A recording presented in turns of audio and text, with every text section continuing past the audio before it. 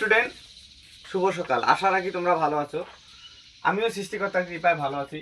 আজকে তোমাদের সঙ্গে আছে নবম দশম শ্রেণী অনুশীলনী 3.1 এর 1 নং প্রশ্নের বর্গীয় এর সমাধান। সূত্রের সাহায্যে বর্গ নির্ণয়। তোমাদের সূত্র সম্পর্কিত সূত্রগুলো শিখাই নাই? জি স্যার। শিখছো কি তোমরা? জি স্যার। কথা বলতে পারো না? শিখছো? জি স্যার। তো দেখো এখানে আছে কত বলো তো দেখি। এটাকে কিভাবে করা যায় একটু প্লিজ বোঝার চেষ্টা করে দেখো। 1000 যোগ 7 একই বিষয় না? জি স্যার। একই না?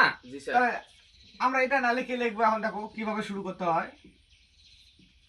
এর বর্গ একটু প্লিজ বোঝার চেষ্টা করে দেখো। তাহলে 1000 যোগ 7, তাহলে এটা ধরছি এ, এটা হলো বি। অর্থাৎ খেয়াল করে দেখো তো এই সূত্রটা তোমাদের শিখাই নাই। এ প্লাস বি হোল স্কয়ার সমান হলে a square plus 2ab plus b square. তাহলে এটাই ছিল এখানে, তাই না? জি স্যার। এখন এটা করতে হবে, এইটুকু করতে হবে। তাহলে এটা হচ্ছে a, তোমাদের সুবিধাতে এটা হলো b। তাহলে a plus b whole square সমান হলে a স্কয়ার প্লাস 2a কোনটা এটা, তাই না? 1000। জি স্যার। 2a b কোনটা 7 প্লাস b স্কয়ার। বুঝতে সমস্যা হচ্ছে? না স্যার। এখন দেখো এই দেখো এইটা হয় না, তাই না? একটু বোঝার চেষ্টা করো। a b plus b square তোমাদের সুবিধার্থে একটু বললাম, দেখো মিশাই দিই। হ্যাঁ আচ্ছা, এখানে দেখো তো কয়টা শূন্য আছে? তিনটা। সব সময় তো ক্যালকুলেটর ইউজ করা সম্ভব না। দেখো তিনটা, তাহলে দুইবার দেখো 3 3 কয়টা হবে? 6টা শূন্য। তাহলে আবার 1 2টা হয়, তাহলে এককে 1 তাহলে 6টা শূন্য। কয়টা শূন্য? 6টা।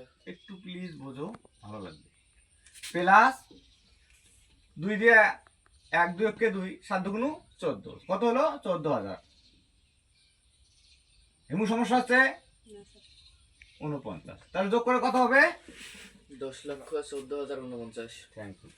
10,14,049। বুঝতে সমস্যা হয় না স্যার? এটাই অ্যান্সার।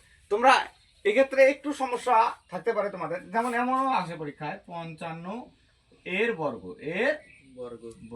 তাহলে 50 যোগ 5 প্লাসে 0 এমনও থাকতে পারে 90 এর বর্গ।